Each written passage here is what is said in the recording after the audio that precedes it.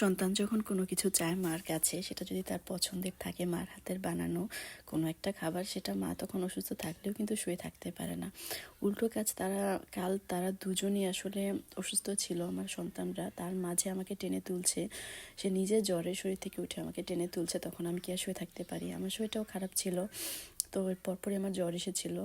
যাই হোক, chocolate cake করার জন্য বেস কেকটা ওরাই করেছে, আমি ইনগ্রিডিয়েন্টসগুলো করে দিচ্ছিলাম আর ওরাই সব করছিল। এরপর যেটা চকলেট গানাশ, সুগার সিরাপ আর হুইপিং ক্রিম সব কিছু রেডি করে রেখেছিলাম। যেহেতু তিনটা লেয়ারের কেক করবো আর ওদের চকলেট কেকটা বেশি পছন্দ, এভাবে খুব বেশি চকলেটি ফ্লেভারের করলে ওরা ভালো লাগে, অনেকদিন ধরে খেতে চাচ্ছিল। কিনে খাইয়েছি, কিন্তু মার একটা কেক করে দিলে ইচ্ছে মতো খেতে পারে, সেটা ওরা চাচ্ছিল। কেকটা ভালোই হয়েছিল।